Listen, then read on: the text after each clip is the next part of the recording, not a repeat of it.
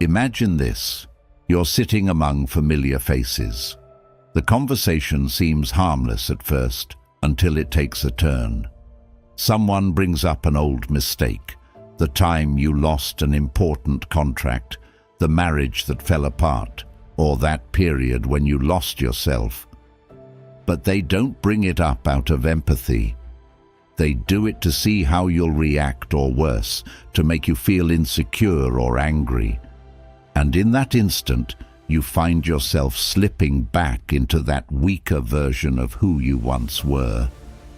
The philosopher Epictetus reminded us, it's not what happens to you, but how you react to it that matters. True strength lies not in controlling circumstances, but in mastering your inner response to them. And that is what defines your dignity, your freedom, and your maturity.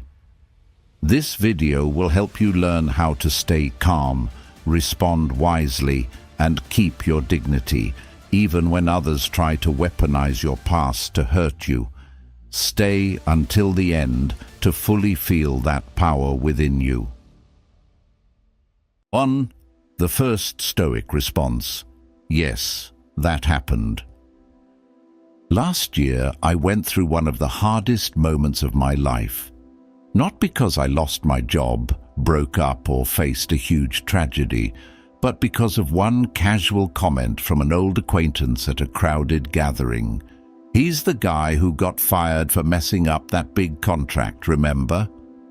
Just one sentence, and the whole atmosphere changed. I forced a smile. All eyes turned to me, half curious, half judgmental. Something inside me shrank, not out of shame, but because I felt myself being dragged back to a version of me I had spent years trying to outgrow. I wanted to explain, to say I was set up, or I was inexperienced back then, but I stopped. Because I suddenly understood what hurt me wasn't the comment itself, but the feeling that I needed to justify myself to earn others' approval. So, in that moment, I said only one sentence, softly, slowly, clearly, and nothing more. Yes, that happened. I didn't explain, deny, or defend. I simply acknowledged it as something that had passed, neither shameful nor proud. And that calmness, not a speech or a defense, restored my sense of respect, not from others, but from myself. Sometimes people don't use fists to hurt you, they use memories. Not to remind you, but to make you bend. They bring up an old failure, a buried mistake, a time when you weren't yet strong or wise, as if your past were a sentence you could never appeal. Ironically, you may have already outgrown those years, learned countless lessons, become a completely different person, but one simple line like, "Didn't you give up back then too?" can still make you tense up defensively. And that is the trap. Not the trap of the past, but the trap of inner instability. When you feel the urge to prove that you've changed, you hand over control to the other person. They don't need to be right. They just need you to react. They want to see you flustered, tight, or red-faced, so they can feel superior. And at that very moment, you lose your freedom in the conversation. Stoic philosophy calls this the unconscious reaction, the state where you are led by emotion instead of guided by reason. And the antidote to it is immediate acknowledgement. It may sound weak, but in truth, it's a psychological strategy of strength because you deny them what they seek most, your emotional instability. When you no longer crave acceptance, forgiveness, or agreement, you are finally free from your old self. Imagine that same situation again, but this time you don't flinch, don't shrink, don't rush to explain. You simply respond with calm presence, And if you wish, you can add one more line, and I've learned a lesson I'm still grateful for today. At that moment, the power shifts. No one can attack you anymore because you have nothing left to hide. No one can hold you in the past anymore because you've already walked out of it, not with a scream, but with the silence of inner strength. Robert Downey Jr. is living proof of this. Once fired, addicted and humiliated, he didn't beg the media to rewrite his story. He did one thing. He lived differently. And when someone brought up his past, he didn't avoid it or overcompensate. He simply said, "I did terrible things and I paid the price." That's not self-condemnation. That's the Stoic way of living. Accept, learn and move on without needing to announce it. Marcus Aurelius, emperor and Stoic philosopher, once wrote, "If you are pained by any external thing, it is not this thing that disturbs you, but your own judgment about it, and it is in your power to wipe out this judgment now." He didn't deny that people get hurt. He revealed the source of that hurt. It's not the event itself, but our judgment of it. You feel insulted, not because someone said something cruel, but because you believed their words had power over you. You feel heartbroken not because someone left, but because you believed you couldn't live without them. And in that realization lies your freedom, not by changing others, but by changing your perspective. This is the essence of Stoicism. Inner freedom begins with mastery of perception. You cannot control the world, but you can control how you interpret it. And the power to do so, as Marcus said, is always within your reach, right now.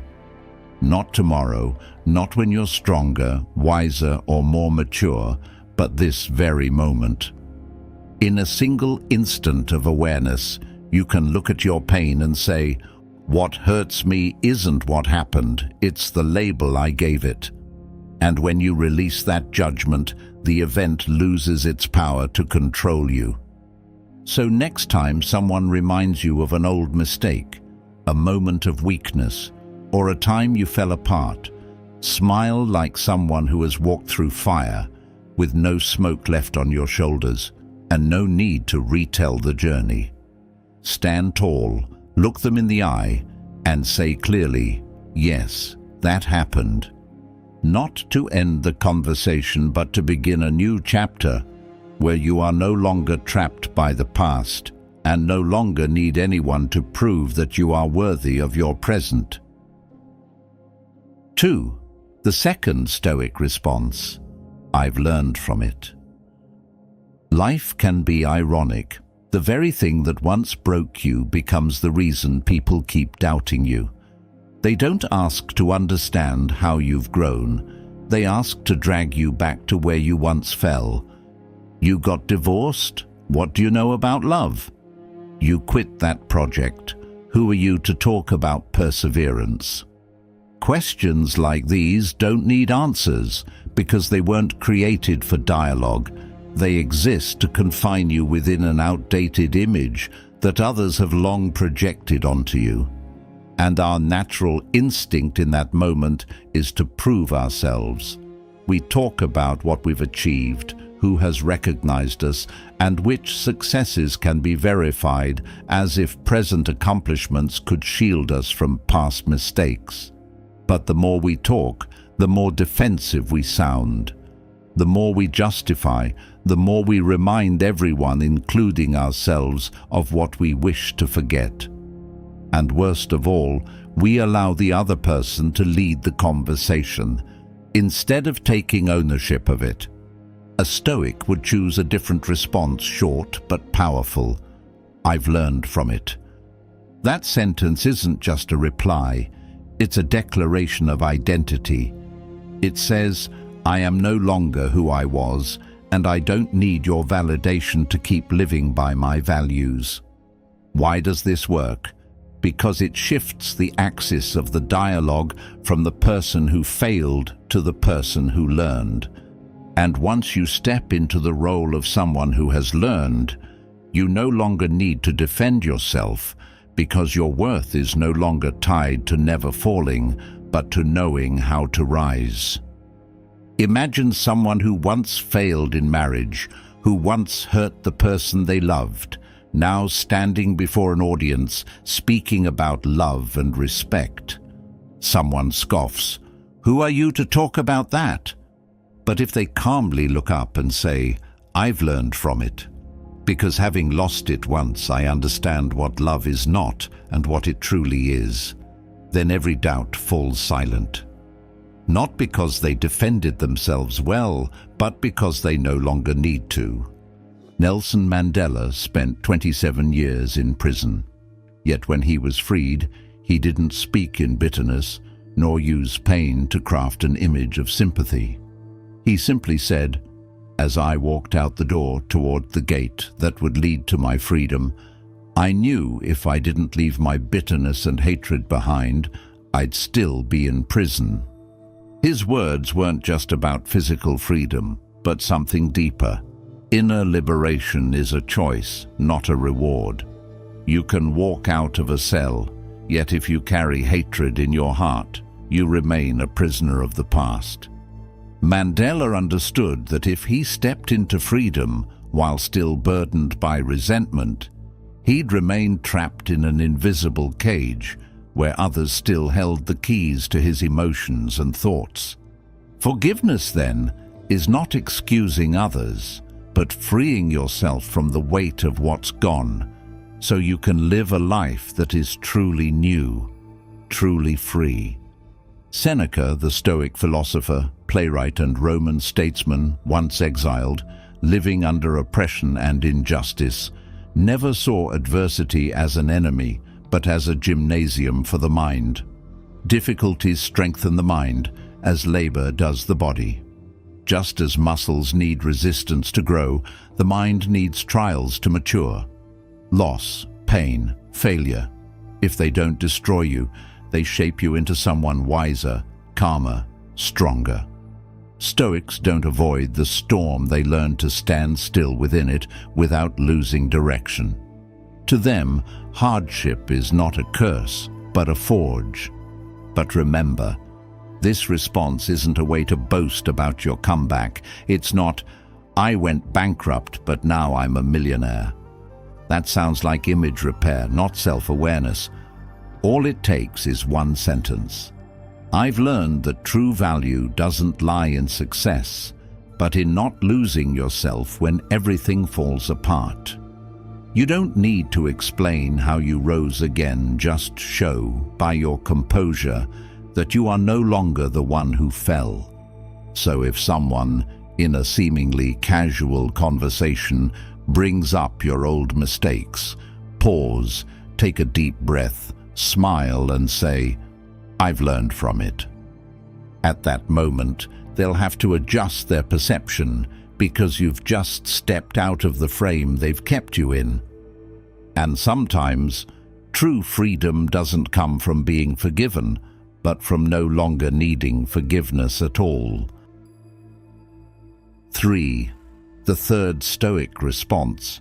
Why are you bringing this up now? But sometimes, even after you've learned your lesson, others won't stop retesting you. And that's when you need a different kind of response, one that not only protects you, but reclaims the focus of the conversation. Why are you bringing this up now? Imagine yourself 10 years from now, sitting in a quiet place, reflecting on your life. Amid your proudest moments, there will be small, haunting ones, an old story suddenly resurfacing, a mistake you thought was long buried appearing again in public. In a meeting, someone jokes, "Let's hope you don't mess up like you did on Project X." Or at a family dinner, someone mentions the time you were in debt, unemployed or abandoned.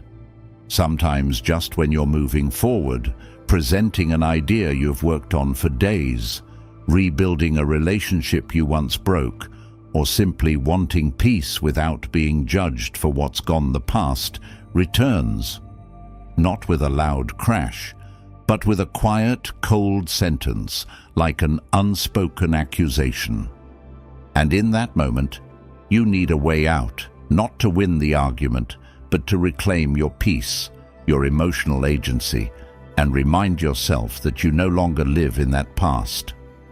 One of the most intelligent, calm, and powerful responses is to pause, breathe deeply, look them in the eye and ask, "Why are you bringing this up now?" Just one sentence spoken with a steady tone, steady gaze, and steady spirit can shift the entire atmosphere. You are no longer the one on trial. You become the observer, the one steering the dialogue, the one holding the compass. Because when you ask, you don't attack. You don't evade. You simply invite the other person and yourself into a higher form of conversation where every word must pass through awareness. And if you wish to go deeper, you can add gently, "What outcome are you hoping for by bringing this up now?" This isn't a trap. It's an invitation to reflect. Why is the past being mentioned? To truly connect or to quietly wound? Picture this. You're in an important meeting, sharing an idea you've prepared all week. Everyone's listening, you finally feel seen. Then a colleague drops, "You were confident last time too. Remember how that went." The comment is small, but it shakes you. Your instinct is to defend yourself. That project failed because of the client, not me. But if you instead pause, stay calm, look them in the eye and ask, "Why are you bringing this up now?" You not only protect yourself, you make them confront their motive for saying it. For this to truly work, though, avoid a common trap, sarcasm or aggression. If your tone carries bitterness, the question turns into a weapon and you lose its stoic essence. It stops being an invitation and becomes retaliation, which means you've fallen right into the emotional game they wanted you to play. At its core, this response carries a simple message. I don't deny my past, but I won't let you use it to limit me. I don't run from my mistakes, but I won't let you recall them just to make me shrink. That question is your compass in the fog of hidden intentions. You can't control what others say, but you can always choose to respond with calm and clarity. And when you do, you not only protect your self-respect, you lift the conversation out of manipulation into a space of honesty, awareness, and inner freedom. 4. Freedom comes from acceptance. If there were a machine that could completely erase a memory from your past, would you dare press the button? It sounds tempting, doesn't it? To be freed from a mistake, a moment of weakness, a time when you wish you had acted differently. But think more deeply. If you erase those wounds, you also erase the lessons they brought. Then would you still be who you are today? There is something strange about how people treat one another. We rarely see each other as who we are in the present. We usually judge one another by what has passed. One mistake, one failure, one misstep, that alone is enough for people to label you. Then hold on to that label for years, as if you had no right to change. But the most painful part is not the judgment from outside. It is the reaction inside you every time it happens. The shame, the anger, or the urge to disappear so you never have to hear it again. Stoics do not run from that, nor do they try to justify or purify their image in the eyes of others. They choose a harder but stronger path of acceptance. Acceptance is not surrender, nor is it collusion with error. It is the calm nod before the truth. That happened. and I do not need to hide it to go on living, because acceptance is the first step to freedom. When you stop resisting what has passed, only then can you truly see it, understand it, and learn how to step beyond it.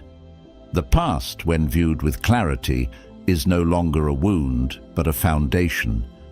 You no longer live in fear or avoidance, but live as someone who understands that each fall helped build today's steadiness. The philosopher Epictetus, once a slave, beaten to the point of permanent injury, wrote, "It's not what happens to you, but how you react to it that matters." This statement is the core of Stoic thought. In a world full of turbulence, the only thing we can truly control is not circumstance, but our inner response to it. You may be betrayed, lose your job, fail, be misunderstood, but those things, in themselves, do not define who you are. It is how you get back up, how you keep calm, what you learn, and how you choose to respond that determines who you become. Life is not measured by what happens to us, but by how we choose to live after what has happened. And when you understand that, you reclaim the greatest freedom of all, the freedom to master yourself. When you stop resisting the truth, you also stop letting it control you. You do not need anyone's agreement. You do not need anyone to prove you deserve forgiveness. Because as soon as you no longer deny it, the past loses its power. It becomes only a part of a larger story, the story of someone living with intention. When you look back at your mistakes with the eyes of wisdom, what once made you ashamed becomes the material of kindness and clarity.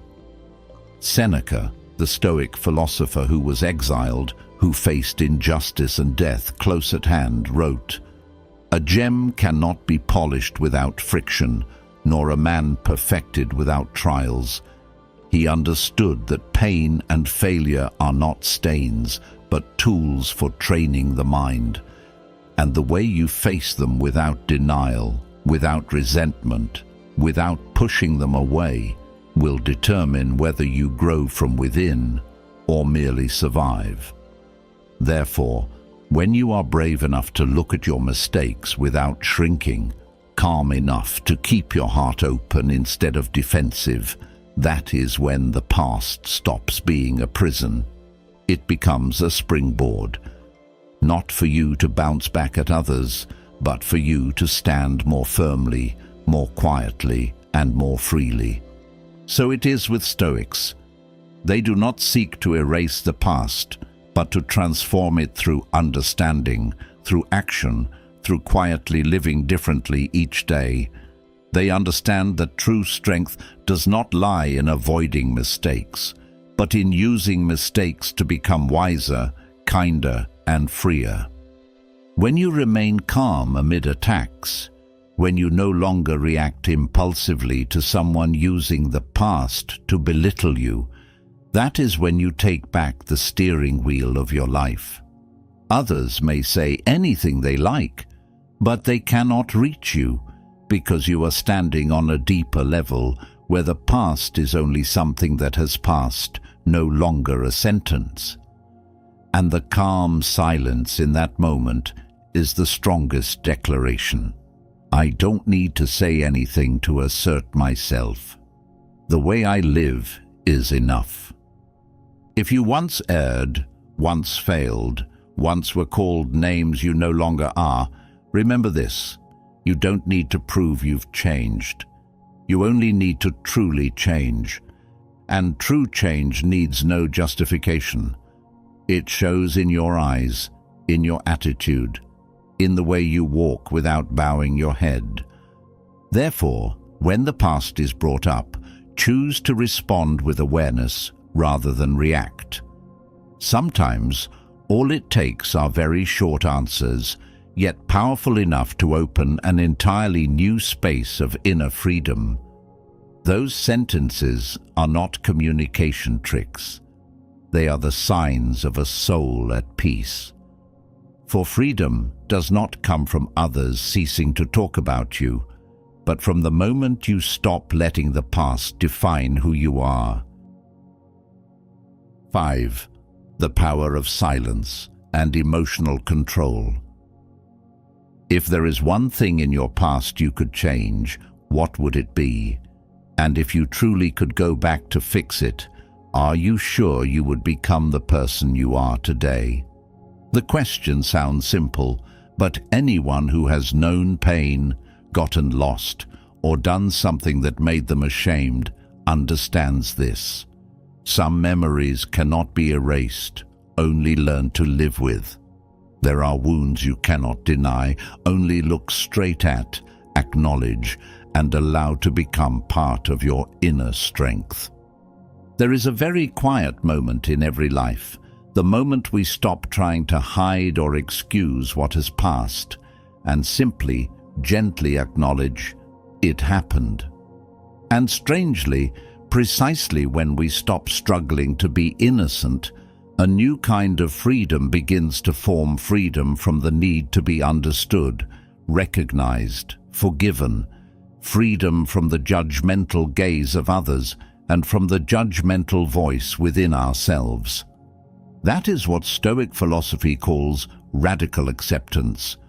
Not resignation, not denial, but the ability to stand in the present, look the past in the eye with clarity, and calmly say, I do not deny it, but I will not let it define me today. Stoics do not run from mistakes. They do not make excuses. They observe themselves with honesty. They let the truth stand bare, without avoidance, and then they draw from it the necessary lesson. They understand that some storms pass, but leave behind in us the skill of reading the wind. Because acceptance is the act of reclaiming the right to define the past. If you do not do that, others will do it for you. They will define you by the time you stumbled, by a moment you lost control, by an old mistake they refuse to forget. But when you are calm enough to say, yes, that happened, and I've learned from it, you not only reclaim the right to tell that story, you also free yourself from the invisible bonds called shame. We often think freedom comes from others' forgiveness, but Stoics understand that true freedom begins when we know how to forgive ourselves, not to forget, but to learn, to transform, and to go on living with a new stance. In the song Let It Be by the Beatles, Paul McCartney wrote, "And when the broken-hearted people living in the world agree, there will be an answer, let it be." That line is not merely a message of hope, but also carries the essence of Stoic surrender. Only when we accept that what has been broken is a natural part of life can the answer slowly reveal itself. Let it be, let it stay as it is, neither running away, clinging, nor the need to prove. When you stop resisting the past, you create inner space to observe the present, to understand the cause, and to choose a new response, one no longer dictated by old memories or emotions. Acceptance is not passivity. It is the first step toward transformation. As Seneca once wrote, "No man is more unhappy than he who never faces adversity, for he is not permitted to prove himself." Seneca's words remind us that happiness doesn't come from a smooth life, but from the ability to confront challenges. The one who has never faced hardship may seem fortunate, yet he is the poorest of all, for he has never discovered how strong he truly is. Adversity is the mirror that reveals courage, the fire that tests the gold of the soul. Only through trials do we understand the value of resilience, of bravery, and of inner calm. Without hardship, we may live safely, but we remain shallow within ourselves. And as Seneca implied, true happiness lies not in avoiding pain, but in becoming through it. Therefore, Freedom comes from acceptance, and transformation comes from learning. When you stop trying to prove you are right, you begin to understand more deeply where you were wrong and why that mistake matters. Not to live forever in guilt, but to know how to rise with greater clarity, kindness, and calm. From the moment you accept, you no longer react impulsively when someone brings up the past. You don't need to argue because you understand that the person is only speaking from a perspective they haven't outgrown. They may still live in the old story, but you do not. You have already left it. You are living in another chapter, with another voice, with a new stance. When you no longer let emotions drag you, when you no longer let others' words govern your mind, you become truly free. And in that quiet composure, you don't need to shout to prove you have changed. The way you show up steady, lucid, unshaken, is the most vivid proof. Freedom does not arrive when others stop mentioning your past. Freedom begins when you are no longer afraid of it being mentioned. 6. Your past does not define you. We all have versions of ourselves we're not proud of, messy chapters filled with mistakes, scars, and choices we wish we could undo. But life doesn't grant us a rewind button. It offers instead two quiet but profound powers: to accept the past and to choose how to move forward from the very place where we once fell. You can't erase what happened, but you can stop letting it define you, control you, or confine you in an outdated image. And sometimes, in the very moment you stop resisting, stop feeling ashamed, and dare to look at your old self with calm understanding, the door to freedom opens, not through forgetting, but through awareness, like light quietly breaking through a crack. The past, when faced as an observer rather than a victim, ceases to be a cage. It becomes the material of wisdom, growth, and compassion, because those who have been deeply wounded understand deeply, and those who have fallen hard learn to lift others with gentler, wiser hands. Let me tell you about Billy, a friend of mine who once struggled with alcoholism, was jailed for disorderly conduct, and believed his life was nothing more than a shadow of an unforgivable mistake. He carried his guilt like a lifelong sentence, convinced his past had permanently stamped the word failure on his forehead. But then, during a community recovery program, Billy began sharing his story not to seek pity, but to guide those trapped in the same darkness he had escaped. His story stopped being a burden and became a beacon. He didn't speak to be pitied, but to prove that a person's worth isn't found in never erring, it's in surviving, learning, and choosing to live meaningfully through one's wounds. Likewise, a person who once went bankrupt can choose to drown in shame, or, after facing and learning from their mistakes, become someone who helps others avoid the same pitfalls. Not because they are flawless experts, but because they know the cost of ignorance, and they now help others pay less for it. A person who was once betrayed can choose bitterness, or they can become a messenger of forgiveness, not to appear virtuous, but to free themselves from resentment and emotional chains. Forgiveness, after all, is not erasing the past, but suspending its power over your mind. Your old versions don't need to be denied. They just need to be placed in their rightful position as chapters, not the entire book, and certainly not the ending. If you dare to look at your past as an archive instead of a courtroom, you'll understand. You are no longer the person who stumbled, but you can thank that person for helping you grow. Imagine your mind as a filing cabinet, When everything is scattered, memories spill out at random, confusing you, making you defensive, or trapping you in old labels. But if you courageously open that cabinet, sort things out, name them clearly, keep the lessons, and release the weight, you'll have a clearer inner space. You no longer fear memories because they no longer secretly control you. You've learned how to step into them and step out of them. And from that moment on, your entire life begins to change, not through some grand event, but through a quiet shift in perception. The past is just data. You are the one who assigns meaning to that data, and the meaning you choose determines your attitude, your actions, your choices, and ultimately the person you become. The psychologist Carl Jung once said, "I am not what happened to me, I am what I choose to become." Our past is not a sentence, and pain is not destiny. What happened to you can influence you, but it cannot define you unless you let it.